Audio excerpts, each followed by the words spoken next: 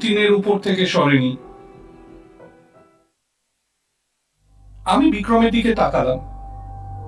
বিক্রম তাকিয়ে আছে যতীনের দিকে। আচ্ছা যতীন বাবু, আপনি ডায়েরিটা দেখেছেন? অন্যমনস্ক যতীন প্রথমে প্রশ্ন শুনতেই পায়নি।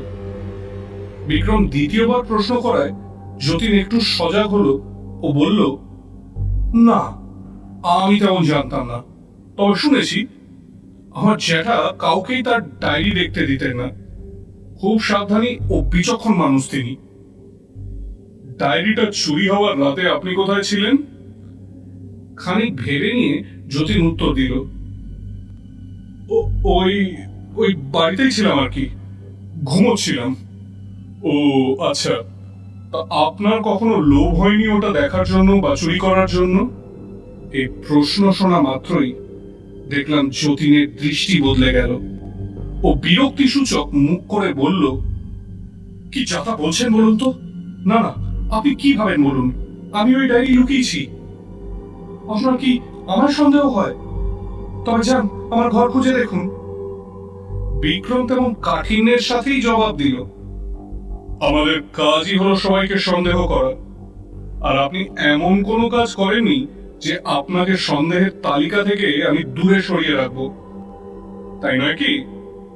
আপনি এখন আসুন, আপনার স্ত্রীকে পাঠিয়ে দিন। যতীন ভ্রুকুচকে প্রশ্ন করল, কেন? ও তো কিছু করেনি। তবে সেটা আমাদের ভাবতে দিন, আপনি ডেকে দিন ওনাকে। যতীন উঠে যাওয়ার পর সাথে একটা তাচ্ছিল্যের দৃষ্টি দিয়ে চলে গেল। আমি বিক্রমের দিকে তাকিয়ে জিজ্ঞাসা করলাম, ভাইয়া, কি মনে হচ্ছে? আমার তো এই যতীনকে খুব একটা সুবিধে ঠেকছে না। বিক্রম শান্ত কণ্ঠে বলল, রস, এই জল এখন অনেক দূর গড়াবে। কিন্তু আমার কেন জানি না মনে হচ্ছে চুরির সাথে নিশ্চয়ই যতীনের কোনো না কোনো ভাবে হাত আছে, কিন্তু কিভাবে? আমি চেষ্টা করছিলাম সবকিছু পর পর সাজাতে, কিন্তু মাঝপথে যতীনের স্ত্রী আসার দরুন ভাবনায় ছেদ পড়ল। ওনাকে দেখে মনে হয় না উনি যতীনের স্ত্রী। বেশ শান্ত, নরম, দেখতে ভারী সুন্দরী। ধীর পায়ে এগিয়ে এলেন আমাদের দিকে।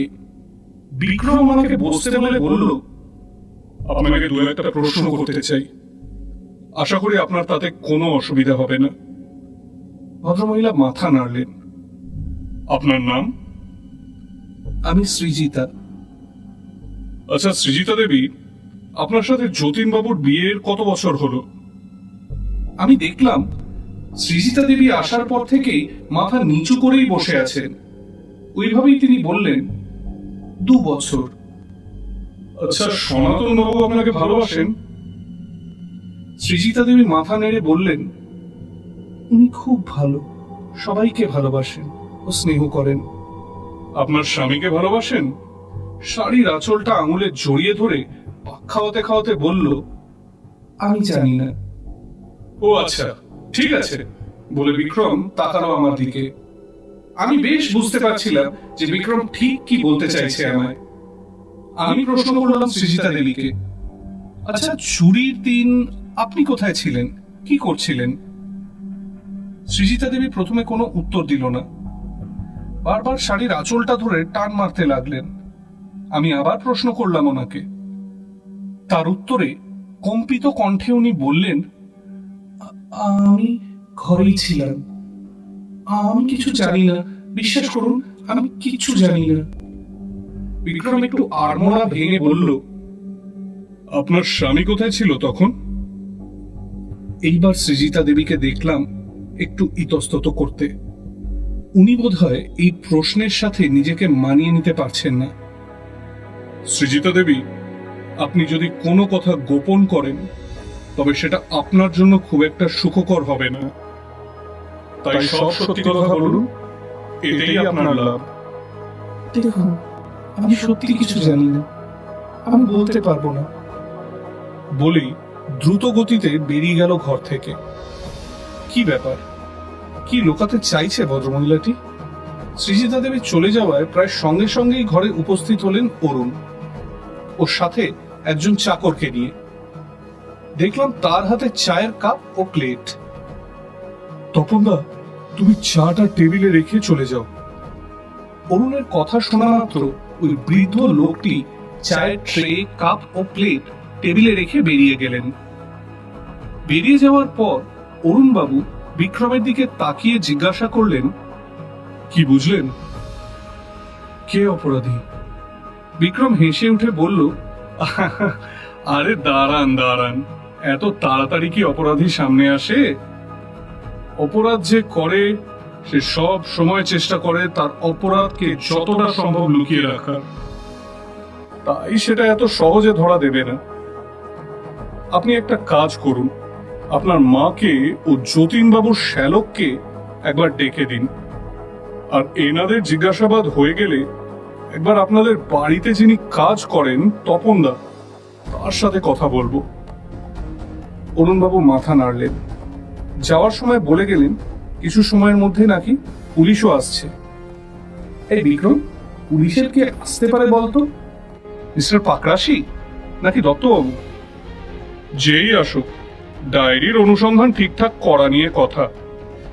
যত দ্রুত সম্ভব সেটা খুঁজে তো বের করতেই হবে। আমার কেমন যেন মনে হচ্ছে এই কেস আরো অনেকটা দূর এগোবে, রহস্য ঘনীভূত হবে আরো। বলছিস? হ্যাঁ রে। তবে তো ভালোই, মাথা খাটানোর মোক্ষম সময়। মাথাটা এই ফাঁকে আরেকটু পরিষ্কার করে নিতে হবে। কি বলিস? আমি আর বিক্রম দুজনেই হেসে ফেললাম। মিনিট 3 পর ঘরে প্রবেশ করলেন যতীনবাবুর শ্যালক। উনি ঘরে ঢুকেই জিজ্ঞেস করলেন, কি দরকার, তাড়াতাড়ি বলুন, আমার সময় নেই। বিক্রম তীক্ষ্ণ দৃষ্টিতে তাকালো ওর দিকে। আপনাকে তো সময় বার করতেই হবে, নাহলে আপনার সমূহ বিপদ যে। মানে কি কি বলতে চাইছেন আপনি? কি নাম আপনার? আমার নাম গোপাল। আচ্ছা গোপাল বাবু, আপনি কি চুরির বিষয়ে কোনো আলোকপাত করতে পারেন? লোকটি ভালো করে চারপাশ দেখে নিয়ে বলল, আমার মনে হয় এই চুরির জন্য দায়ী একজনই। আমি বললাম, বাবা, আপনি সব জানেন দেখছি। দাঁড়িয়ে কেন, বসুন বসুন, বলুন সব খুলে। লোকটি আমার কথা শুনে একটু ভ্যাবাচাকা খেয়ে বলল, না মানে আমি কিছু জানি না, আমি যাচ্ছি। লোকটি দুপা এগোতেই গর্জে উঠল বিক্রমের গলা, আপনি যদি পালাতে চান তবে পালাতে পারেন, কিন্তু বাঁচতে পারবেন তো? পুলিশ এখনই আসছে, আর পুলিশের বড় কর্তার সাথে আমার বেশ একটা চেনা জানা আছে। তা এবার আপনি ভেবে দেখুন কি করবেন। লোকটা বোধহয় ভয় পেল। ভয় ভয় আমাদের দিকে তাকিয়ে থাকার পর ধীর গতিতে জবুথবু হয়ে বসলো চেয়ারে। মুখটা ফ্যাকাশে হয়ে গেছে ওর। টেবিলের উপর রাখা বোতল থেকে গ্লাসে জল ঢেলে এক নিঃশ্বাসে খেয়ে নিল। আমি আর বিক্রম চায়ে সশব্দে চুমুক দিলাম। দেখুন, আমি সত্যি কিছু জানি না। আমি 2 সপ্তাহ হয়েছে এখানে এসেছি, তাই আমার পক্ষে কিছু বলা সম্ভব নয়। ডায়েরির কথা আপনি জানতেন? হ্যাঁ, ওই সৃজিতার কাছ থেকে একবার শুনেছিলাম। লোভ হয়নি দেখার? চমকে উঠল লোকটা। না না, মানে না, হয়নি, লোভ হয়নি। আচ্ছা, চুরির সময় কোথায় ছিলেন আপনি? আমি আমার ঘরেই ছিলাম। সব সত্যি বলছেন তো? মিথ্যে বলে আমার কি লাভ? বিক্রম চায়ের কাপে শেষ চুমুক দিয়ে বলল, বেশ, আপনি এখন যান। লোকটি বেরোনোর সাথে সাথে ঘরে ঢুকলো মিস্টার দত্ত ও 2 জন কনস্টেবল, সাথে অরুণবাবু।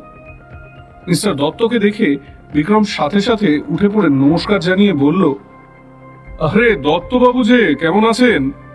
মিস্টার ভবতোষ দত্ত হেসে বললেন, ভালোই আছি। তা তুমি এখানে? কে ডাকলো? অরুণ নাকি? অরুণ হেসে বলল, হ্যাঁ, আসলে বাবা চান তাই। আরে ঠিক আছে, বিক্রম ভালো ছেলে, ও ঠিক পারবে। তবে আশা করব পুলিশের কাজে ও হস্তক্ষেপ করবে না। বিক্রম মুচকি হেসে বলল, আপনি অনুমতি দিলে তা একটু করতে পারি বই কি। আমরা সবাই একসাথে হেসে ফেললাম। এমন সময় ঘরে ঢুকলেন সনাতন বাবুর স্ত্রী।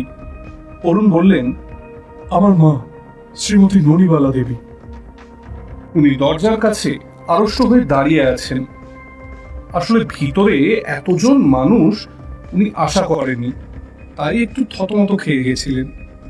আমি এগিয়ে গিয়ে ওনাকে বললাম, আসুন, ভিতরে আসুন। অরুণ এগিয়ে গিয়ে তার মাকে ধরে বসালো চেয়ারে। দত্তবাবু বিক্রমের উদ্দেশ্যে বললেন, তুমি তবে কাজ করো, আমি যাই ঘরগুলো খুঁজে দেখি একবার। বিক্রম মাথা নাড়ল। বিক্রম ও আমি চেয়ারে বসলাম। নমস্কার, আমি বিক্রম, ও আমার বন্ধু শুভ।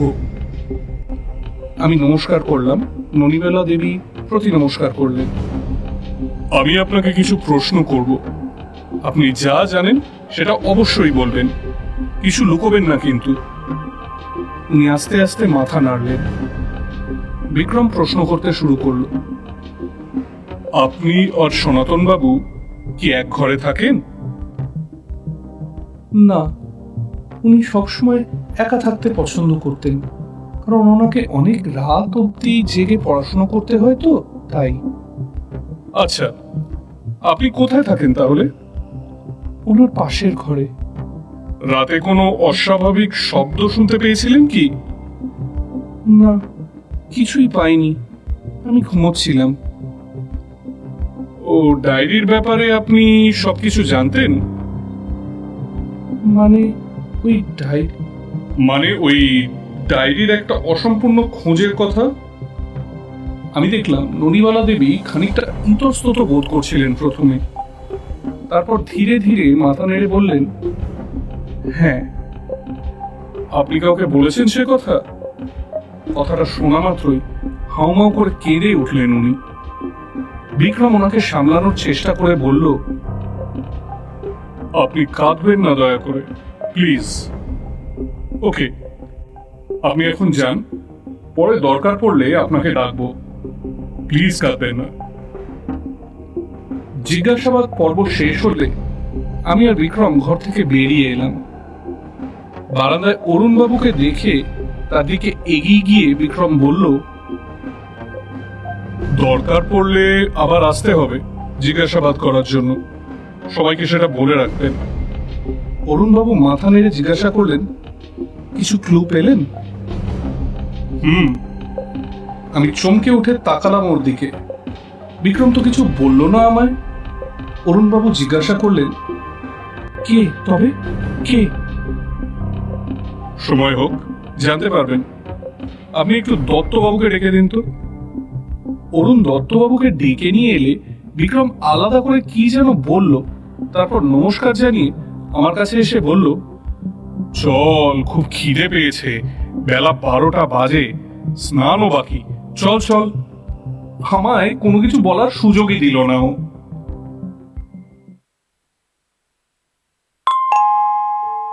কলিং বেল বাজানোর প্রায় সাথে সাথেই হরিদা এসে দরজাটা খুলে দিল। বিক্রম ঘরে ঢুকেই বলল, হরিদা, খুব খিদে পেয়েছে গো। হরিদা হেসে বলল, তা তোমরা স্নানটা সেরে এসো, আমি টেবিলে খাবার সাজাচ্ছি।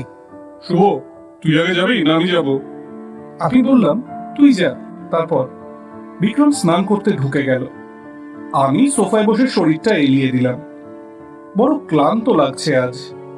সেই সকাল 7:30 থেকে 12টা, বাপ রে, পেটটা তো খিদেতে কুই কুই করছে। বিক্রম বের হলে তবে আমি স্নানে যাব। তাই আপাতত হাতে আধ ঘন্টার মতো সময় পাওয়া গেল। আমার ডায়েরিটা বের করে চোখ বোলাতে লাগলাম, যদি কিছু সন্দেহজনক চোখে পড়ে। সনাতন বাবুর এক ছেলে অরুণ মল্লিক, বিয়ে করেননি, কিন্তু চাকরি করেন কোথায় এটা তো জানা হলো না। বিক্রম বেরোলে জিজ্ঞাসা করতে হবে। যাই হোক, সনাতন বাবুর ভাইয়ের ছেলে যতীন, ব্যবসাদার, শিয়ালদার কাছে কাপড়ের ব্যবসা। তার স্ত্রী সৃজিতা, যতীনবাবুর শ্যালক গোপাল। কিন্তু এদের মোটিভ কি? কেন এরা চুরি করবে? সনাতন বাবুর স্ত্রী ননিবালা দেবী, তিনি হঠাৎ কেঁদে উঠলেন কেন? কি লোকাতে চাইলেন? যতীনের স্ত্রীও কিছু বলতে গিয়ে আটকে গেল, কিন্তু কেন? কার ভয়? কি লোকাতে চাইছে ওরা? যতীনের শ্যালকের কথা হঠাৎ মাঝপথে থেমে গিয়েছিল কেন? কি বলতে গিয়েও বললেন না। উফ, সব কেমন যেন গুলিয়ে যেতে লাগলো। কি এমন জিনিস যা চোখেই পড়ছে না? একটা ক্লু নেই যেখান থেকে একটু ভাবতে পারি। আচ্ছা, বিক্রম কি এইসব ব্যাপারগুলো ভেবেছে? অবশ্যই ভাববে, কিন্তু সমাধান? হঠাৎ পিঠে ঠান্ডা হাতের স্পর্শ পড়তেই চমকে উঠলেন। কে? আরে আমি। কি এত মনোযোগ দিয়ে কি ভাবছিস শুনি? যা যা তাড়াতাড়ি স্নান করে আয়, খুব খিদে পেয়েছে। হেসে হেসে বলল বিক্রম। আমি হাঁফ ছাড়লাম। আচমকা হাতের স্পর্শে সত্যি চমকে গেছিলাম। বিক্রম বলল, কি রে, কি এত ভাবছিস? আমি ডায়েরিটা খুলে ওকে বোঝাতে যাব, ও হাত উঁচিয়ে থামিয়ে আমায় বলল, আগে খাই, তারপর। খালি পেটে আমার বুদ্ধি খোলে না, মাথারও খিদে পায়। ওকে একটু পুষ্টি দে, তবে না খুলবে। ঠিক বলে আমি সোজা চলে গেলাম বাথরুমে। স্নান সেরে খাওয়া দাওয়া করে আমি আর বিক্রম বসলাম সোফায়। সময় এখন 2:45। বাইরের রোদ বেশ চড়া। জানলা দিয়ে সূর্যের আলো তীর্যক ভাবে এসে পড়ল মেঝেতে। বিক্রম একটা বিশাল বড় হাই তুলে বলল, বল, কি বলবি বলছিস? আমি ওর এমন হাল ছেড়ে দেওয়ার অবস্থা দেখে খুব রেগে উঠে বললাম, কি ব্যাপার বলতো তোর? তুই কি অপরাধীকে শনাক্তকরণ করে ফেলেছিস? বিক্রম অবাক হয়ে আমার দিকে তাকিয়ে জিজ্ঞাসা করলো, কি বলিস? এখনো তো কিছুই এগোলো না। আমি ভুরু কুঁচকে বললাম, তবে যে অরুণ বাবুকে বললি যে পেয়ে গেছিস, আর তোর যা অবস্থা দেখছি শার্লক হোমস বা ফেলুদা দেখলে লজ্জা পাবে। সোফা ছেড়ে উঠে ড্রয়ারে রাখা মৌরির ডিবে থেকে মৌরি বের করে আমার হাতে দিয়ে নিজে মুখে পুড়ে চিবোতে চিবোতে বলল, কে বললো ভাবছি না? দাঁড়া, খুব শিগগিরই একটা ফোন আসার কথা, তারপর বলবো। আজকাল বিক্রম সোজা করে কিছুই বলতে চায় না। আমিও আর ঘাটালাম না, সোফায় গায়ে এলিয়ে দিলাম। তারপর কখন যে ঘুমিয়ে পড়েছিলাম একদম খেয়াল ছিল না। হঠাৎ বিক্রমের ফোনটা সজোরে বেজে উঠতেই ঘুমটা ভেঙে গেল আমার। বিক্রম দেখি ফোনটা রিসিভ করে বারান্দায় চলে গেল কথা বলতে। তাই শোনার কোনো উপায় আমার রইল না। মিনিট 10 পর বিক্রম ফিরে এলো হাসি মুখে। আমি অবাক হয়ে গেলাম। এমন কি ফোন এলো যে মন একদম খুশি হয়ে গেল? বিক্রম আমার সামনে এসে বসলে আমি কৌতূহল চেপে রাখতে না পেরে জিজ্ঞাসা করলাম, কি ব্যাপার, চোর ধরা পড়ে গেল? বিক্রম চোখ দুটো বড় করে বলল, এত জলদি? তবে হাসছিস কেন? তেমন খবর আছে তাই। বল না, এত ধানাই পানাই ভালো লাগছে না, কিন্তু রেগে যাচ্ছি। আরে ভাই আমার, রাখছিস কেন? বলছি বলছি। আমি সামনে ঝুঁকে এলাম। বিক্রম আমার অবস্থা দেখে মুচকি হেসে বলতে শুরু করলো, তুই তো তখন দেখলি আমি আসার সময় দত্তবাবুর সাথে কথা বলছিলাম। কি বলছিলিস? ওনাকে কিছু খবর আনতে বলেছিলাম। প্রথম, অরুণ বাবুর আয়ের উৎস। দ্বিতীয়, যতীন বাবুর ব্যবসা কেমন চলছে। তৃতীয়, তপনদার সাথে কথা। আর শেষটা হলো সনাতন বাবুকে রাতের দিকে আমায় ফোন করতে। আমি অবাক হলাম শেষের কথা শুনে। কেন বিক্রম? এটা তো তুই নিজেও বলতে পারতিস। তবে পারতাম, কিন্তু আমি ইচ্ছে করেই বলিনি, কারণ আমাদের উপর চোখ সব সময় যতীন ও গোপালের ছিল। এই গোপালকে আরো বেশি করে অবজার্ভ করতে হবে। ও কিন্তু ঘুঘু। আমি মাথা নেড়ে পুরো ব্যাপারটা বুঝলাম, কিন্তু ওর হাসির কারণটা তো বুঝলাম না। কিন্তু তুই হাসছিস কেন? সব খবর পাওয়ার পর অরুণ বাবু একটা ভালো বেসরকারি অফিসে কাজ করে, টাকার তেমন কোনোই অভাব নেই। তবে বর্তমানে ওর অফিসে কিছু একটা ঝামেলা চলছে, বুঝলি, যে কোনো সময় বন্ধ হয়ে যেতে পারে। আমি প্রায় চেঁচিয়ে উঠলাম, আরে তাহলে তো ওর বিশাল মোটিভ আছে বাবার ডায়েরিটা সরানোর। সরিয়ে যদি কাউকে বেচে দেয় তবে তো ভালো দামই পাবে। বিক্রম হেসে বলল, হ্যাঁ, তা পেতে পারে, কিন্তু বাকি তথ্যগুলো শোন। ও হ্যাঁ, বল। বিক্রম একটু জল খেয়ে বলতে শুরু করলো ফের।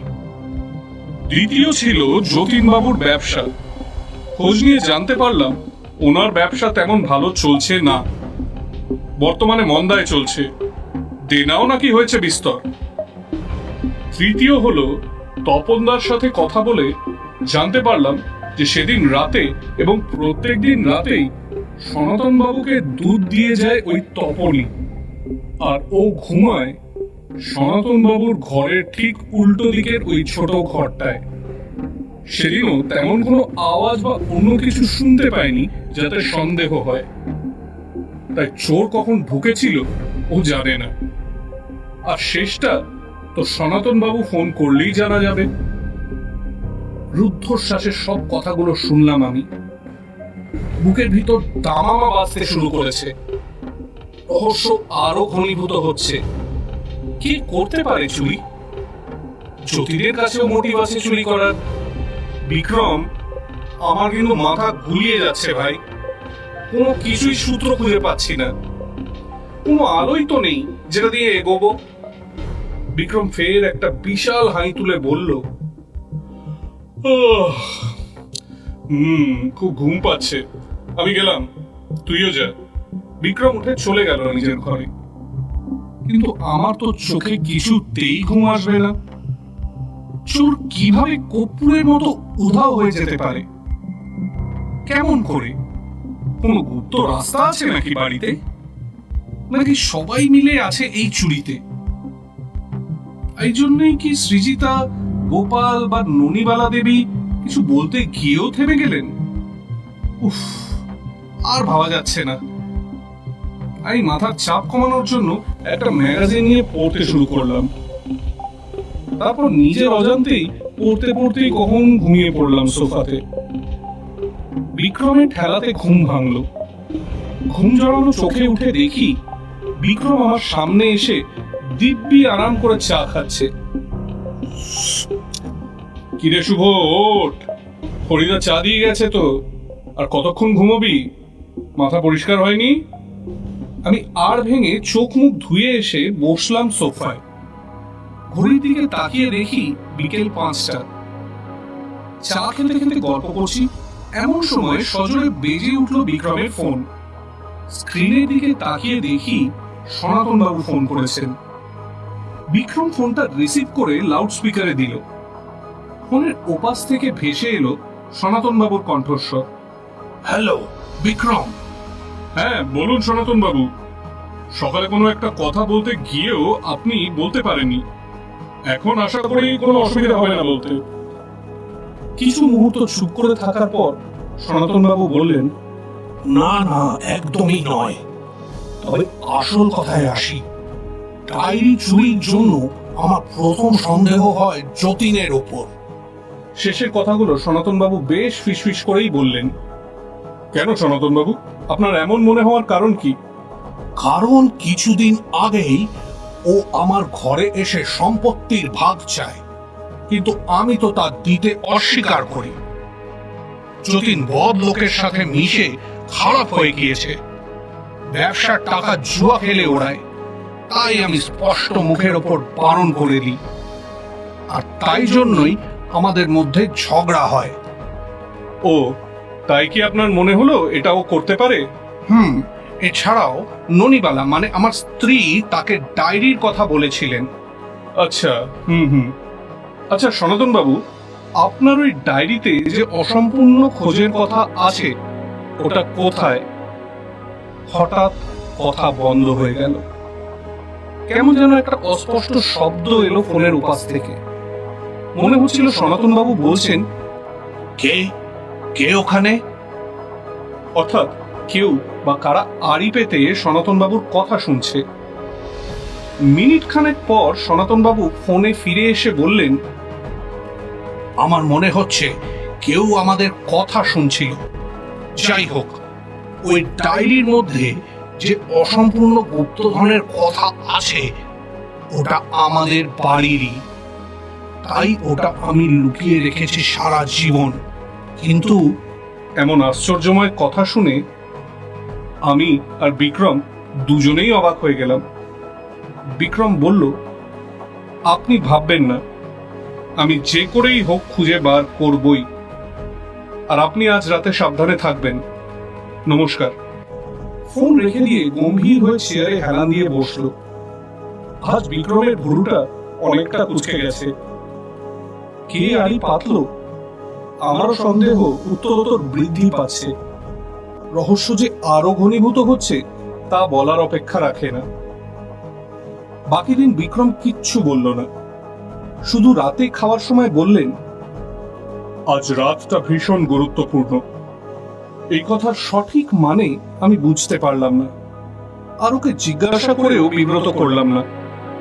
ও এখন ভাবছে ওকে এই সময় বিরক্ত না করাই ভালো। পরদিন সকাল প্রায় 5:30 নাগাদ তীব্র ঝাঁকুনিতে আমার ঘুম ভেঙে গেল। আবছা দৃষ্টিতে দেখলাম বিক্রম হাত নেড়ে বলছে, সনাতন বাবু খুন হয়েছেন কাল রাতেই। আমি কি ঠিক শুনলাম?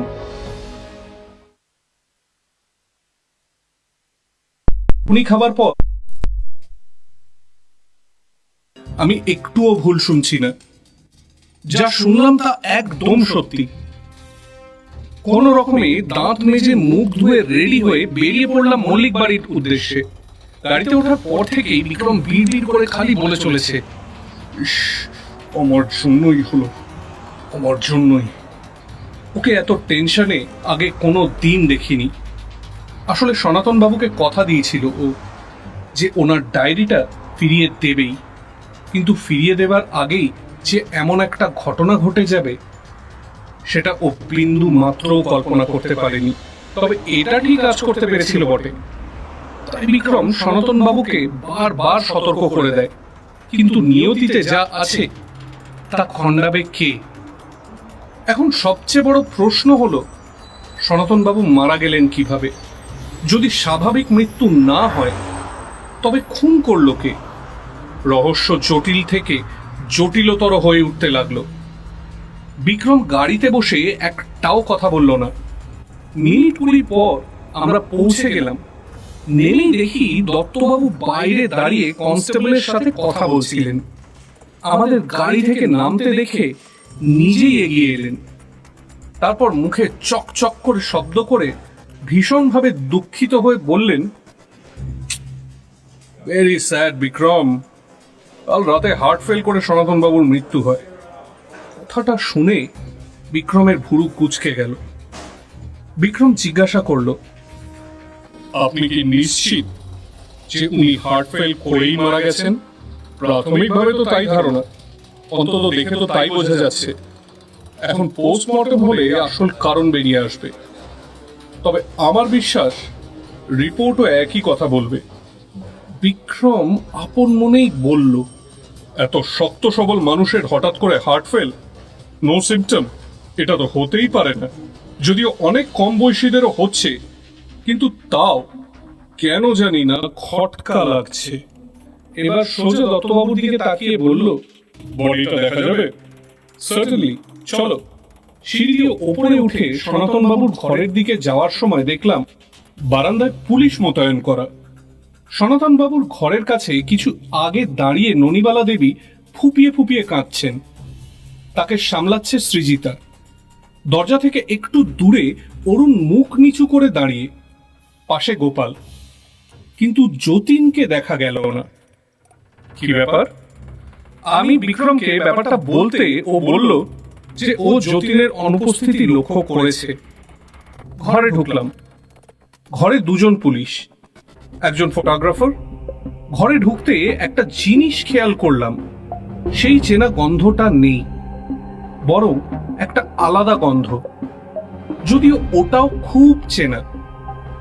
কিন্তু সেই মুহূর্তে মনে পড়ল না বিক্রম এগিয়ে গেল সনাতনবাবুর বডির দিকে। ওনার শোয়ার ভঙ্গি স্বাভাবিক, দেখে আজ করার কোনো মতেই সম্ভব না যে তিনি খুন হয়েছেন।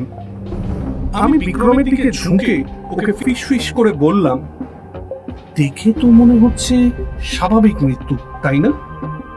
সবকিছু আমাদের এই সাদা চোখে ধরা পড়ে না শুভ। আমি মাথা নাড়লাম। বিক্রম ভালো করে সনাতনবাবুর মুখ, ঘাড়, হাত পরীক্ষা করতে লাগলো। আমিও ঝুঁকে পড়ে অস্বাভাবিক কিছু খোঁজার চেষ্টা করতে লাগলাম, কিন্তু তেমন কোনো জিনিস চোখে পড়ল না। সনাতনবাবুর বিছানার পাশে থাকা টেবিলে রাখা দুধের গ্লাসটা তুলে নিল, খুব ভালো করে ওটাকে পরীক্ষা করে তার গন্ধ শুকে দত্তবাবুর দিকে এগিয়ে দিয়ে বলল, এটাকে ফরেন্সিকে পাঠানোর ব্যবস্থা করুন তো। দত্তবাবু গ্লাসটা হাতে নিয়ে কনস্টেবলকে ডেকে দিয়ে দিল। বিক্রম টেবিলের নিচে থাকা একটা ড্রয়ার এক টানে খুলে ফেলল। খোলার পর তার থেকে বেরিয়ে এলো একটা ওষুধের বাক্স। ওষুধের বাক্সটা খুলে খুব ভালো করে দেখতে লাগলো ও। আচ্ছা দত্তবাবু, আপনি কি একটু অরুণবাবুকে ডেকে দেবেন? কেন বলুন তো? একটু দরকার আছে আর কি, প্লিজ ডেকে দিন না। মিনিট দুই পর মিস্টার দত্ত অরুণবাবুকে নিয়ে ঘরে প্রবেশ করলেন। অরুণবাবুর মুখ ফ্যাকাশে, বোঝাই যাচ্ছিল বাবার এমন পরিণতি উনি ঠিক মেনে নিতে পারছেন না। এমনকি ঘটনাটা তো আমরাও মেনে নিতে পারছি না ঠিক মতো। কাল সুস্থ স্বাভাবিক মানুষের আজ এমন পরিণতি হয় কিভাবে? যদিও মৃত্যু কখন আসে সেটা তো আর বলা যায় না, কিন্তু তাও কেমন যেন একটা খটকা লাগছে। অরুণবাবু বিক্রমকে উদ্দেশ্য করে জিজ্ঞাসা করলেন, আপনি কি আমায় ডেকেছিলেন? বলুন, কি সাহায্য করতে পারি আপনাকে? কাল রাতে কখন আপনার সাথে আপনার বাবার শেষ দেখা হয়? ওই খাবার সময়। সবাই মিলে আমরা রাতের খাবার খাই তো, সেই সময় শেষ দেখা হয়। ও আচ্ছা, আপনার বাবার কি হার্টের প্রবলেম ছিল? হঠাৎ করে অরুণবাবুর মুখটা কেমন যেন বদলে গেল। তার পরের মুহূর্তেই নিজেকে সামলে নিয়ে বললেন, হ্যাঁ, বছর খানেক আগে আমার বাবার বুকে সার্জারি হয়। তারপর থেকেই ডাক্তার বারণ করেছিলেন বেশি উত্তেজিত না হতে। কিন্তু কিন্তু কি? কিছু লুকোবেন না অরুণবাবু। কাল রাতে 8টা নাগাদ হঠাৎ যতীনের সাথে বাবার ফের একটা কথা কাটাকাটি হয়। যতীন বাবাকে হুমকি দেয় যে সে দেখে নেবে। আপনি কি করে জানলেন? আপনি কোথায় ছিলেন তখন? ফের একটা ঢোক গিলে বললেন, আমি তো তখন নিচে যাচ্ছিলাম। হঠাৎ চিৎকার শুনে দাঁড়িয়ে পড়ি, তখনই সব কথা শুনতে পাই। বিক্রমের হয়ে আমি পরের প্রশ্নটা করে ফেললাম, যতীনবাবু কই বলুন তো? ওনাকে তো দেখতে পাচ্ছি না। অরুণবাবু একটা গভীর দীর্ঘশ্বাস ফেলে বলল, সে ঘরের দরজা বন্ধ করে বসে আছে। বিক্রম এরপর হঠাৎ কেমন একটা প্রশ্ন করে বসলো যে অরুণবাবু তার জন্য মোটেও প্রস্তুত ছিলেন না। আচ্ছা অরুণবাবু, আপনার বাবা কি সদ্য উইল বদলেছিলেন? অরুণবাবুর চোখ বিস্ফোরিত। তিনি অবাক হয়ে তাকালেন বিক্রমের দিকে, তারপর ধরা গলায় বললেন, আপনি আপনি কি করে জানলেন এই কথা? আপনার বাবার আঙুলে টিপছাপ দেওয়ার কালি এখনো লেগে আছে আবছা হয়ে। অরুণবাবু ঠিক কি বলবেন বুঝে উঠতে পারলেন না। আমি আর দত্তবাবু অবাক হয়ে তাকালাম বিক্রমের দিকে। আমাদের তো চোখেই পড়েনি। তা অরুণবাবু, আপনার বাবা যে মারা যান এটা প্রথমে কে জানতে পারে? তপনদা। একবার ডাকুন তো তাকে। বলে বেরিয়ে গেল অরুণবাবু। আমি বিক্রমকে প্রশ্ন করলাম, তাহলে কি সম্পত্তির জন্যই খুন? এখনো অনেক ধোঁয়াশা আছে শুভ। এই কেস আরো জটিল হচ্ছে, সময় লাগবে। কিছুক্ষণ পর কম্পিত পায়ে প্রবেশ করলো বাড়ির কাজের লোক তপনদা। আগের দিনের তুলনায় আজ বয়সটা যেন বেশিই লাগছে। মনিবের অকস্মাৎ মৃত্যু মেনে নিতে পারেননি। কেঁদে চোখ ফুলে গেছে। দত্তবাবু ওনাকে উদ্দেশ্য করে বললেন, এসো, তোমায় কিছু প্রশ্ন করা হবে, তার ঠিক ঠিক উত্তর দেবে। তপনদা মাথা নাড়লেন। বিক্রম প্রশ্ন শুরু করলো, তুমি কখন জানতে পারলে এই ঘটনার কথা? আগে আজ সকালে বাবু, সকালে 5:10 উঠে প্রাতঃভ্রমণে বের হতেন। আমার কাজ ছিল ওনাকে ডেকে দেওয়া, ওনার সাথে যাওয়া। আজও তার অন্যতা হয়নি। বাবু দরজায় খিল দিতেন না। আমি দরজা খুলে ভিতরে ঢুকে দেখি বাবু ঘুমিয়ে আছেন। সচরাচর তিনি 5টায় নিজে থেকেই উঠে পড়তেন। তাই আমি ভাবলাম হয়তো শরীর খারাপ। কাছে গিয়ে ডাকতে গিয়ে চমকে উঠি। শরীর ওনার বরফের মতন ঠান্ডা। বার দুয়েক ডাকার পরও যখন সাড়া পেলাম না, তখন আমি অরুণ দাদাবাবুকে ডেকে খবর দিলাম।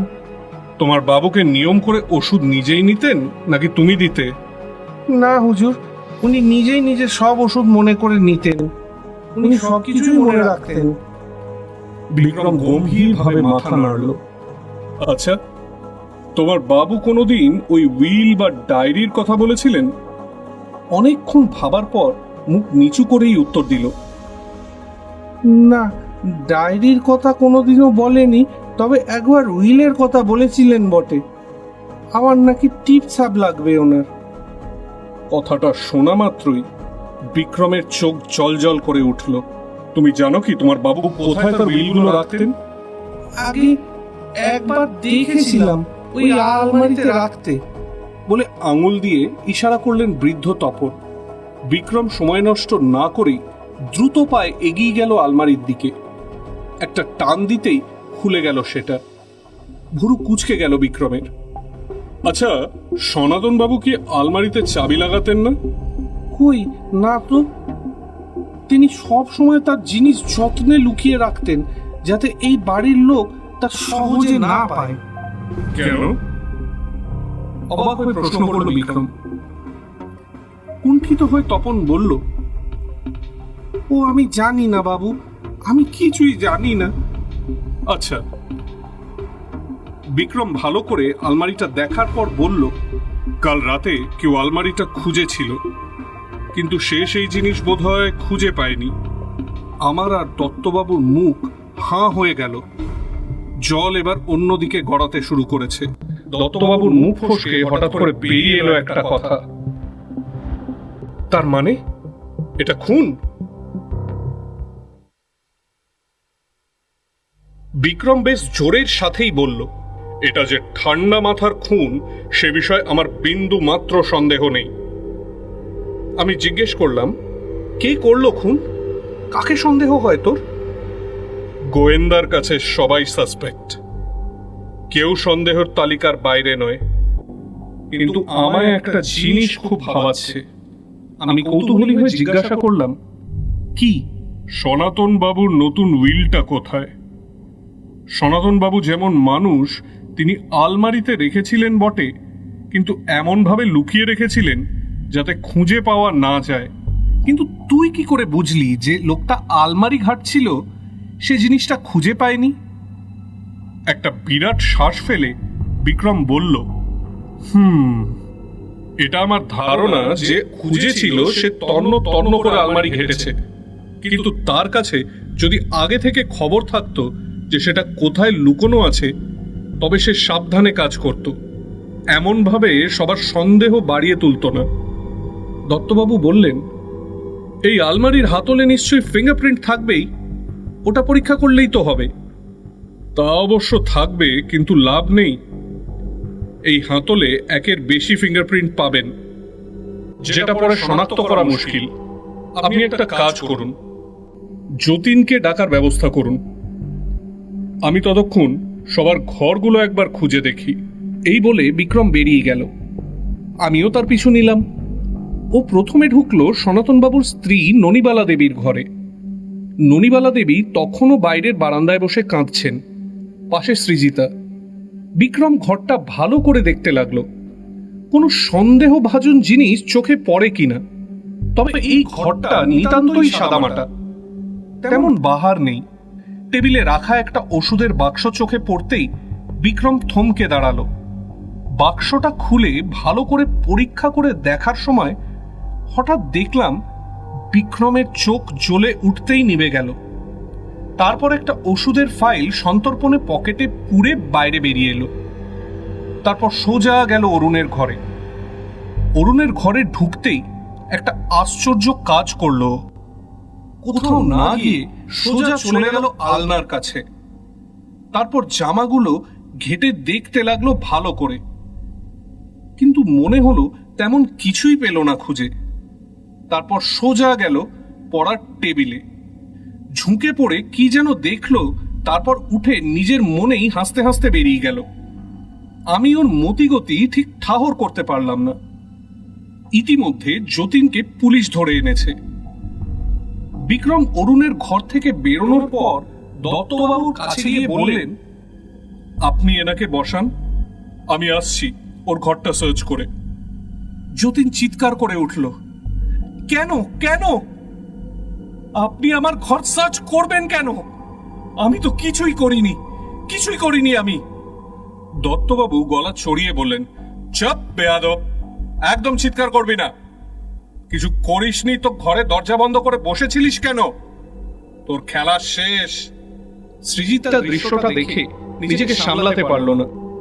ননিবালা দেবীকে আঁকড়ে ধরে কেঁদে ফেলল। ঠিক এই সময়ে একটা জিনিস দেখে ভারী অবাক লাগলেও তা হলো অরুণবাবুর মুখের ভাব। কেমন যেন মনে হচ্ছে উনি সবটাই জানতেন, বা উনি জানেন যতীন দোষী। আমি এই বিষয়ে বিক্রমকে আর কোনো কিছুই বললাম না। বিক্রম এগিয়ে গেল যতীনের ঘরের দিকে, আমিও এগিয়ে গেলাম। দরজা খোলাই ছিল।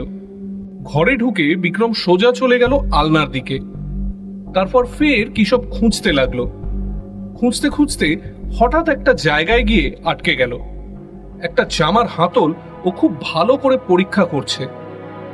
তারপর নিজের পকেট থেকে একটা বোতাম বের করে ভালো করে মিলিয়ে দেখার পর আমার দিকে তাকিয়ে বলল, খুনি খুব জলদি ধরা পড়বে শুভ, শুধু সময়ের অপেক্ষা। কথাটা শুনে আমার চোখ জলজল করে উঠল। জামাটা নিয়ে বিক্রম আর আমি যতীনের ঘর থেকে বেরিয়ে এলাম। দত্তবাবু আমাদের জামা হাতে আসতে দেখে বেশ অবাক হলেন, কিন্তু তার পাশে দাঁড়ানো যতীনের মুখ ফ্যাকাশে হয়ে গেল। ওর ঠোঁট কাঁপছে। টানা বারান্দায় সবাই জড়ো হয়েছে। দত্তবাবু জিজ্ঞাসা করলেন, কিছু পেলে? বিক্রম হাসি মুখে বলল, অনেক কিছু। আপনি একটা কাজ করুন, যতীনকে থানায় নিয়ে যান। বিক্রমের কথা শুনেই যতীন ক্ষেপে উঠল, কেন? আমি থানায় যাব কেন? কি দোষ আমার? আমি কিছু করিনি, আমি জানি না, সব জানে অরুণদা। কথাটা শোনা মাত্রই অরুণের মুখের ভঙ্গি এক নিমেষে বদলে গেল। আমি আর বিক্রম অবাক হয়ে দেখলাম, এই কোন অরুণকে আমরা দেখছি। রাগে গর্জন করে উঠে বলল সে তো দেখাই যাচ্ছে, তাই না? শালা অকৃতদার, অকৃতজ্ঞ, দূর হয়ে যা। দত্তবাবু, আপনি নিয়ে যান আমার চোখের সামনে থেকে। বিক্রম তীক্ষ্ণ দৃষ্টিতে সবটা দেখল, কিন্তু বলল না কিছু। শান্তভাবে সামনের দিকে এগিয়ে গিয়ে দাঁড়ালো ননিবালা দেবীর সামনে। আপনার সাথে আমার কিছু কথা আছে, গোপনীয়। ছলছল চোখে মুখ তুলে দাঁড়ালেন ননিবালা দেবী, সৃজিতার হাতে ভর দিয়ে। বিক্রম সৃজিতা দেবীর দিকে তাকিয়ে কঠিন স্বরে বললেন, আপনার যাওয়ার দরকার নেই, আমি যাচ্ছি ওনাকে নিয়ে। তারপর আমার দিকে ফিরে বলল, তুই এখানেই থাক, সব দিকে নজর রাখ, আমি আসছি। বিক্রম ননিবালা দেবীর হাত ধরে ওনাকে নিয়ে গেল নিজের ঘরে। আমি লক্ষ্য করলাম যতীন ও অরুণ দুজনেরই মুখ ফ্যাকাশে, মাথায় বিন্দু বিন্দু ঘাম। আমি কারণটা ঠিক বুঝতে পারলাম না, কিন্তু ওরা যে কোনো একটা বিষয়ে বেশ নার্ভাস সেটা চোখ দেখলেই বোঝা যায়। মিনিট 10 পরে বিক্রম ফিরে এলো, মুখ গম্ভীর। দত্তবাবুর দিকে তাকিয়ে বললেন, আপনি আজ এই বাড়িতে কড়া পাহারা বসান, দেখবেন কেউ যেন কোথাও বেরোতে না পারে। দত্তবাবু অবাক হয়ে জিজ্ঞাসা করলেন, আর যতীন? বিক্রম হেসে বলল, থাক, আজ ভালো মন্দ খাক, কাল তো জেলের হাওয়া খেতেই হবে। দত্তবাবুর চোখ আরো গোল গোল হয়ে গেল। তিনি মাথা চুলকে প্রশ্ন করলেন, তাহলে খুনিকে আর চোর সব কাল জানতে পারবেন আশা করছি। খুনি আর চোর কাল নিজে থেকেই ধরা দেবে। আজ বাড়ি যাই, একটু ভাবতে হবে আমায়। ধন্যবাদ। আমি ও দত্তবাবু দুজনে আরো অবাক হয়ে গেলাম। শুভ, তোমার বন্ধুকে বোঝাও, এইভাবে সাসপেন্স তৈরি করা বিন্দু মাত্র ভালো লক্ষণ নয়। আমার কিন্তু পেট ফুলে যাবে। দত্তবাবুর কথা শুনে হো হো করে হেসে উঠে বিক্রম বলল, ও হো হো হো হো। দেখবেন ফেটে না যায়। চল শুভ। আমরা বেরিয়ে এলাম। একবার পিছন ঘুরে তাকিয়ে দেখি সবাই কিংকর্তব্য বিমূঢ় হয়ে দাঁড়িয়ে রয়েছে আমাদের দিকে তাকিয়ে। চল একটু ঠাকুর তৈরির কাজটা দেখে আসি। মানে? উফ, আয় না, বলে আমায় টানতে টানতে নিয়ে গেল মল্লিক বাড়ির বিশাল উঠানের ডান দিকে, যেখানে মায়ের মূর্তি তৈরি হচ্ছে। আর তো 1 মাস পরেই পুজো। মূর্তি তৈরির কাজ জোর কদমেই হচ্ছিল, তা দেখেই বোঝা যাচ্ছে এখন এই রহস্য সমাধান না করা অবধি মূর্তি তৈরি কাজ বন্ধ রাখার সিদ্ধান্ত নিয়েছে ওরা। তবে মূর্তি প্রায় 80% রেডি। বিক্রম মুগ্ধ চোখে তাকিয়ে আছে অর্ধনির্মিত প্রতিমার দিকে। তারপর একটা ছোট নমস্কার করে বলল, চল, আজ পুরো দিন বিশ্রাম। কিন্তু আবার এত প্রশ্ন কেন তোর? চল জলদি, খুব খিদে পেয়েছে। ফরিদাকে ফোন করে বল আমরা আসছি ভালো রান্না করতে।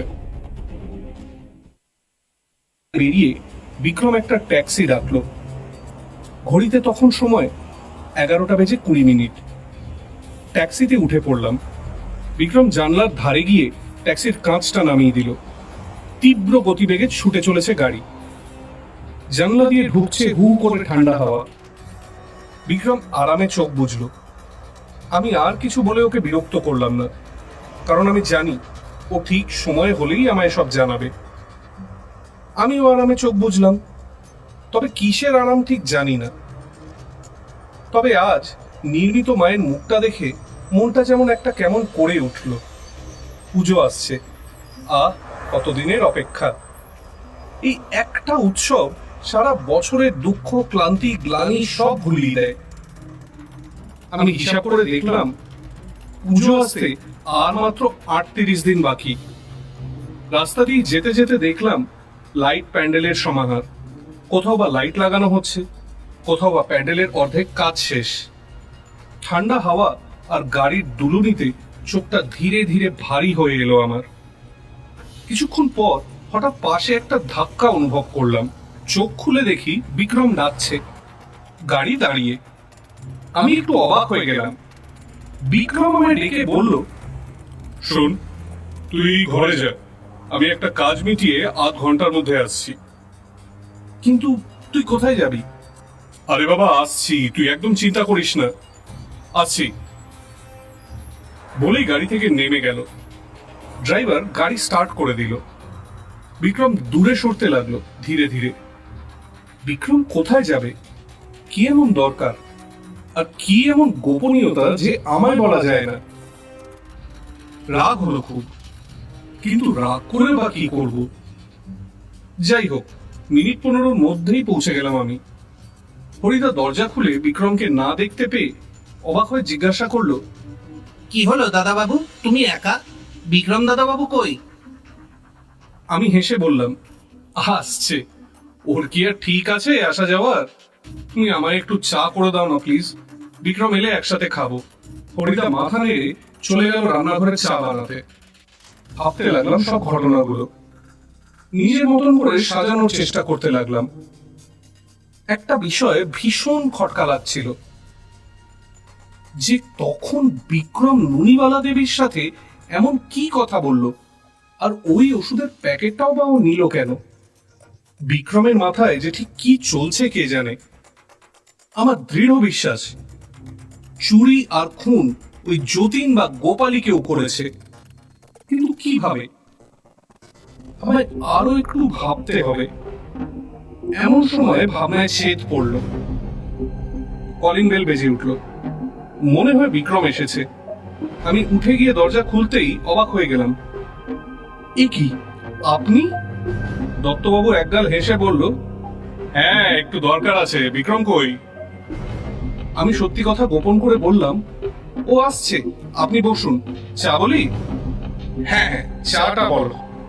মাথাটা বড্ড ধরেছে। চা আসার পর দত্তবাবু বেশ আরাম করে চায় চুমুক দিয়ে বলল, আচ্ছা শুভ, তোমার কি মনে হয়? আমি ভুরু কুচকে জিজ্ঞাসা করলাম, কি বিষয় বলুন তো? আরে ওই খুন আর চুরির ব্যাপারে। ও, আমার তো কেন জানি না বারবারই সন্দেহ ওই যতীন আর গোপালের দিকেই যাচ্ছে। কিন্তু বিক্রম যে কেন ওকে জেলে নিয়ে যেতে বলেও ছেড়ে দিল তা জানি না। কি যে করতে চাইছে আমি তো বুঝতেই পারছি না। তুমি কিছু পারছো কি? আমিও মাথা নেড়ে বললাম, না স্যার, আমিও না। ফের কলিং বেল বেজে উঠল। হরিদা গিয়ে দরজাটা খুলতেই বিক্রম ঘরে এসে ঢুকলো। দত্তবাবুকে দেখে একটু অপ্রস্তুত হয়ে পড়েছিল বটে, কিন্তু সামলে নিল চোখের নিমেষে। নমস্কার জানিয়ে মুখে একটা চওড়া হাসি এনে বসলো আমার পাশে। বলুন দত্তবাবু। তুমি বলো বিক্রম, কি করতে চাও? ওটাই তো বুঝতে পারছি না। পারবেন, কাল সব পারবেন। ভালো কথা। ফরেনসিক রিপোর্টটা কখন আসবে জানো? আশা করছি আজ রাত 7টার দিকে। গুরুত্বপূর্ণ কেস বলেই তাড়াতাড়ি করতে বলেছি। বাহ বাহ, এই কাজটা বেশ ভালো করেছেন আপনি। আমায় কিন্তু অবশ্যই জানাবেন ওই গ্লাসের ফরেনসিক প্রিন্ট আর ওর ভেতরে দুধের সাথে কি আর অন্য কিছু ছিল? দত্তবাবু ঘন ঘন মাথা নেড়ে বললেন, নিশ্চয়ই নিশ্চয়ই। কথা বোধ হয় আর একটু এগোতো, কিন্তু হরিদার আগমে সেটা বন্ধ হয়ে গেল। কারণ হরিদা চিকেন মোগলাই এনেছে। আমরা তিনজন পরম তৃপ্তির সাথে খেতে শুরু করলাম। খাওয়া শেষ হলে দত্তবাবু বললেন, আজ তবে উঠি। তোমায় রাতে ফোন করছি বিক্রম। একদম। নমস্কার। দত্তবাবু বেরিয়ে গেলে আমি বিক্রমকে চেপে ধরলাম। আরে বিক্রম, তুই তখন নেমে কোথায় গেলি? বিক্রম পকেট থেকে ওই ওষুধের প্যাকেটটা বার করে বলল, এইটার বিষয়ে খোঁজ নিতে। তা কি জানতে পারলি? এটা একটা খুব শক্তিশালী অ্যান্টিবায়োটিক। বুঝলাম, কিন্তু তাতে কি প্রমাণিত হয়? চোখটা সরু করে বলল, ক্রমশ প্রকাশ্য। বেশ, হয়ে গেল। আর কিছু বের করানো যাবে না। পুরো দিনটা কেবল শুয়ে বসে কাটালো। বিক্রম বেশিরভাগ সময় কাটালো নিজের ঘরে। ঠিক সন্ধ্যা 7টা বাজতেই বিক্রমের মোবাইলটা বেজে উঠল। কিন্তু যেহেতু বিক্রম নিজের ঘরে, তাই কি কথা হলো আমি ঠিক জানি না। তাই কালকের জন্য অপেক্ষা করা ছাড়া আর কোনো উপায় আমি খুঁজে পেলাম না। কথা শেষ হলে বিক্রম বেরোলো ঘর থেকে। আমি কিছু জিজ্ঞাসা করলাম না। বিক্রম নিজেই এসে বসলো আমার সামনে। তারপর বলল, জানি তোর মনে অনেক কৌতূহল হচ্ছে। কি কথা হলো জানার জন্য। সব বলবো, কাল সব বলবো। কালই খুনি আর চোর সবার সামনে আসবে, তাই রেডি হয়ে নে। আমি শুধু মাথা নাড়লাম। সেদিন রাতেও তেমন কোনো কথা হলো না। পরের দিন সকালে 6টার সময় ঘুম থেকে উঠে রেডি হওয়ার সময় দেখলাম বিক্রম ভুরু কুচকে তাকিয়ে আছে আমার দিকে। কি হলো? জানি তুই খুব রেগে আছিস আমার উপর, কিন্তু আগে থেকে তোকে সব বলে দিলে সেই উত্তেজনাই তুই হারিয়ে ফেলতিস। তাই তো, চল দেরি করে লাভ নেই। বিক্রম মুচকি হেসে বলল, চল। মল্লিক বাড়িতে পৌঁছে দেখি পরিবেশ বেশ শান্ত, থমথমে চারিদিক। কারোর মুখে কোনো কথা নেই। চারিদিকে পুলিশের কড়া পাহারা। বিক্রম সিঁড়ি দিয়ে উপরে ওঠার সময় একবার উঠোনের ডান দিকে গিয়ে সেই মূর্তির সামনে দাঁড়ালো। তারপর ধীরে পায়ে এগিয়ে গেল সেই দিকে। তারপর হঠাৎ ঝুঁকে পড়ে যেন কি একটা খুঁজলো। তারপর মাথা নেড়ে ফের ফিরে এসে, চল। আমি মাথা মুন্ডু কিছুই বুঝতে পারলাম না। আমাদের পৌঁছানোর পর দত্তবাবুও ঢুকে গেলেন। সবাইকে ডাকা হলো ওই টানা বারান্দায়। সবাই উপস্থিত। অরুণ, যতীন, গোপাল, ননিবালা দেবী, সৃজিতা ও বাড়ির কাজের লোক তপনদা। সবাই একদিকে, আর একদিকে আমরা তিনজন। সবাই উদ্গ্রীব হয়ে দাঁড়িয়ে আছে খুনি আর চোর কে জানার জন্য। বিক্রম একবার চারিদিকে চোখ বুলিয়ে নিতে শুরু করলো। ঘটনাটা তবে শুরু থেকেই বলি। সনাতন মল্লিক বিখ্যাত গুপ্তধন খোঁজি। তিনি তার 30 বছরের জীবনে অনেক গুপ্তধনের সন্ধান করেছেন, আর সেই গুপ্তধনের সমস্ত বিবরণ তিনি লিখে গেছেন ওই ডায়েরির মধ্যে। ডায়েরির মধ্যে কিছু গুপ্তধন আবিষ্কৃত, আবার কিছু কিছু এখনো হয়নি। তার একটা হলো আপনাদের বাড়ি। চমকে উঠল সবাই। একে অপরের দিকে তাকাতে থাকলো অবাক বিস্ময়ে। দত্তবাবু জিজ্ঞাসা করলেন, বলো কি বিক্রম, সত্যি? দত্তবাবু, সনাতন বাবু সেটা আমায় নিজের মুখেই বলেছেন, সরি বলেছিলেন। অরুণ বাবু যেদিন এসে তার বাবার ডায়েরি চুরি যাওয়ার ঘটনা পুরোটা বর্ণনা দেন, তাতে আমার যেন কেমন একটা খটকা লেগেছিল। বারবার মনে হচ্ছিল যে ডায়েরি চুরি যায়নি, এমন কিছু রহস্য আছে যেটা অন্ধকারের মধ্যে ডুবে গেছে। কারণ বাইরে থেকে কোনো লোক এসে সেটা চুরি করবে সম্ভব নয়, কারণ বাইরের দরজা বন্ধ ছিল। তাহলে ডায়েরিটা গেল কোথায়? আমি আপনাদের বাড়ির সামনে একটা দোকানে সিসিটিভি ফুটেজও দেখেছি, এমন কোনো অসঙ্গতি লক্ষ্য করিনি। তাই তখনই আমার সন্দেহ হলো যে এই ডায়েরি চুরি যায়নি। অরুণবাবু কথার মাঝে বলে উঠলেন, তবে গেল কোথায়? বিক্রম হেসে বলল, আপনার বাবা ভীষণ চালাচ্ছিলেন। তিনি বুদ্ধি করে তার নিজের ডায়েরি তিনি নিজেই সরিয়ে দেন। সবার সাথে আমার চোখও অবাক বিস্ময়ে বড় হয়ে গেল। কারোর মুখে কোনো কথা নেই। বিক্রম বলে চলল, হ্যাঁ, অবাক হওয়ারই কথা। আমিও প্রথমে অবাক হই। আসলে সনাতন বাবু খুন না হলে আমি ডায়েরি কিছুতেই উদ্ধার করতে পারতাম না।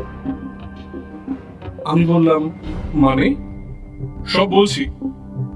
সনাতন বাবু 3 দিন আগে তার উইলটা নতুন করে বানান।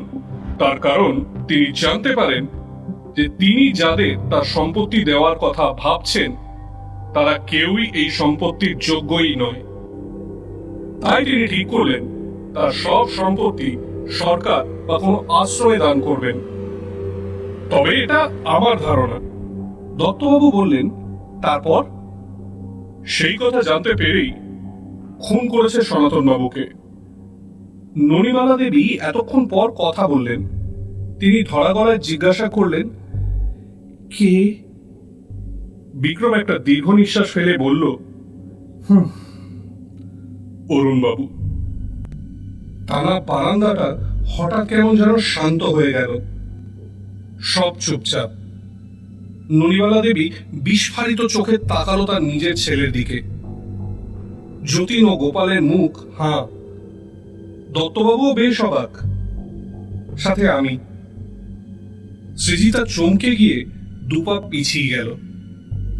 অরুণবাবু চিৎকার করে উঠে বললেন, আপনার কি মাথা খারাপ হয়ে গেছে? কি ভেবেছেন কি? যা নয় তাই বললেন। কি প্রমাণ আছে আপনার? বিক্রম শান্ত অথচ কঠিন গলায় বলল, আছে, প্রমাণ আমার আছে, অনেক প্রমাণ আছে। কি?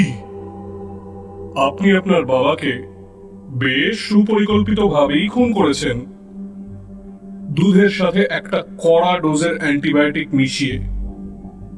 আপনার বাবার হার্টের অসুখ ছিল, সেটা আপনি জানতেন। আর এটাও জানতেন বেশি উত্তেজনা আপনার বাবার জন্য ভালো নয়। কি পাগলের প্রলাপ বকছেন আপনি? তপনদা বাবাকে রোজ দুধ এনে দেয়, সেদিন দেয়নি। আপনি ওনা থেকে দুধের গ্লাস নিয়ে এসে আপনার ওই পড়ার টেবিলে রাখেন, যেখানে গ্লাসের ছাপ অস্পষ্টভাবে এখনো আছে। তারপর আপনার মায়ের ওষুধের কৌটো থেকে অ্যান্টিবায়োটিক নিয়ে সেটা দুধের সাথে আপনার বাবাকে দেন। আমি কাল ওষুধের দোকানে গিয়ে খোঁজ নিয়ে জানলাম যে ওই ওষুধটা দুধের সাথে মিশিয়ে খেলে প্রচুর পরিমাণে তাপ সৃষ্টি হয়, যা কোনো হার্টের অসুখের মানুষের পক্ষে সামলানো মুশকিল। আপনি সেই অস্ত্রই ব্যবহার করেন যাতে কেউ কিছু টের না পায়। কিন্তু ওই যে বড্ড বেশি কাঁচা হাত আপনার। দাঁতে দাঁত কামড়ে অরুণ বলল, কেন খুন করব আমি? কি স্বার্থ আমার? আমি খোঁজ নিয়ে জানলাম আপনার কোম্পানি খুব জলদি বন্ধ হয়ে যাবে। আপনি একজন নারীতে আসক্ত হয়েছেন। সেই নারীর প্রতি আপনার মোহ যে দিন দিন বাড়ছিল, যে আপনি তার পিছনে প্রচুর টাকা খরচ করে ফেলেন, আর আপনার ব্যাংকে টানের সৃষ্টি হয়। আপনি বোধহয় আপনার বাবার কাছে হাত পাতেন, কিন্তু তিনি বোধহয় রাজি হননি, তাই না? একা আমার তো টাকার অভাব হয়নি, লোভ তো যতীনেরও ছিল। একদম। সনাতন বাবু যখন আমার সাথে ফোনে কথা বলছিলেন, যতীন তখন আড়ি পেতে শুনছিল। তিনি এটাও শুনে নেন যে এই বাড়িতে কোথাও গুপ্তধন লোকানো আছে। আমার সাথে কথা শেষ হলে যতীন সনাতন বাবুর ঘরে এসে ওনাকে গুপ্তধনের কথা জিজ্ঞাসা করলে সনাতন বাবু রেগে যান ও ভীষণ উত্তেজিত হয়ে পড়েন। অরুণ বাবু সেই সময় ওখান থেকে যাওয়ার জন্য সব কথাই শুনে নেন এবং এইটাই মোক্ষম সুযোগ হিসেবে কাজে লাগান। দত্তবাবু অবাক হয়ে জিজ্ঞাসা করলেন, ফের? সনাতন বাবু ভীষণ চালাক ও বুদ্ধিমান লোক হওয়ার জন্যই তিনি তার ডায়েরির ভিতরে উইল লুকিয়ে রেখে ওটাকে একটা সেফ জায়গায় রেখে দেন ও তারপর চুরির নাটক করেন, যাতে কেউ কোনোদিনও পেতে না পারে। কিন্তু অরুণ যে আমায় খবর দেবে এটা উনি ভাবেননি। যাই হোক, যেদিন সনাতন বাবু খুন হলেন সেদিন রাতে সনাতন বাবুর ঘরে দুজন ঢুকেছিল, একজন অরুণ ও একজন যতীন। অরুণ এসেছিল ওর বাবাকে দুধ খাওয়াতে। আমি নিশ্চিত অরুণ নিজেই এসেছিল, কারণ অরুণ এমন একটা আতর ব্যবহার করেন যার গন্ধের তীব্রতা সনাতন বাবুর আতরের গন্ধের থেকেও বেশি। সেই গন্ধ আমি সনাতন বাবুর বিছানার কাছ থেকে পাই। এবার তিনি বিছানার কাছে কি করছিলেন বা তার আতরের গন্ধ কিভাবে এলো সেটা উনিই ভালো করে বলতে পারবেন। আর এইদিকে মাঝরাতে যতীন ঢুকেছিল উইল সই করতে অথবা ডায়েরি, কারণ ওর ধারণা হয়েছিল সনাতন বাবুই ডায়েরি লুকিয়েছেন। আলমারিতে খোঁজার সময় আওয়াজ হলে যতীন ভয় পেয়ে পিছনের ঘরে তাকিয়ে দেখে সনাতন বাবু দিব্যি ঘুমিয়ে। যার ঘুম পাতলা, অল্প শব্দে ঘুম ভাঙল না, সন্দেহ হওয়াতে কাছে গিয়ে দেখার চেষ্টা করে।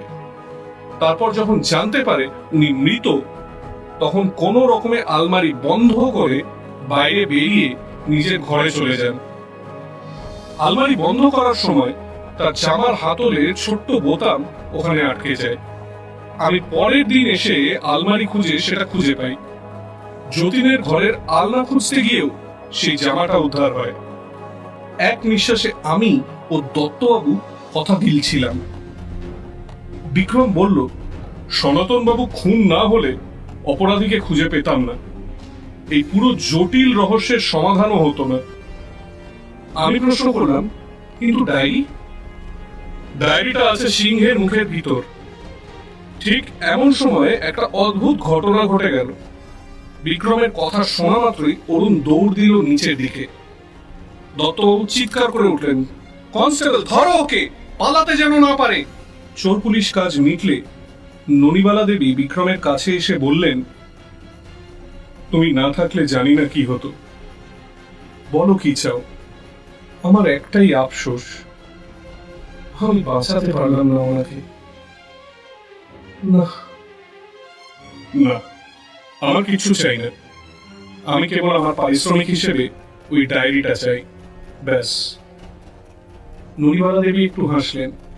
বিক্রম দত্তবাবুর উদ্দেশ্যে বললেন, আশা করি আপনি সব প্রমাণ পেয়েই গেছেন। আপনি বাকি কাজটা তবে করে নিন। দেখলাম অরুণবাবুর হাতের হাতকড়া পরিয়ে গাড়িতে তুলছে ওরা। আচ্ছা বিক্রম, তুই কি করে জানলি যে অরুণ জানে ডায়েরির ব্যাপারে? কাল ননিবালা দেবীর সাথে কথা বলেই সব জানলাম। আর এই ওষুধ যে ওনার সেটাও জানলাম। তবে অরুণ বাবুই যে ওই গ্লাসটা দিয়েছেন সে বিষয়ে আমার একটু সন্দেহ ছিল, কিন্তু গ্লাসের দাগ দেখে সেটা আর রইল না। আর আগের দিন দত্তবাবুও বললেন যে ফিঙ্গারপ্রিন্ট ওই গ্লাসে দুটো, একটা সনাতন বাবুর আর একটা অরুণের। কিন্তু তুই কি করে বুঝলি যে ওষুধটা ওই নিয়ে এসেছিল? ননিবালা দেবী তার ছেলেকে দেখেছেন ওই ওষুধ নিয়ে যেতে। ও আচ্ছা। বাড়ি চল, পুজোর কেনাকাটা বাকি। চল চল।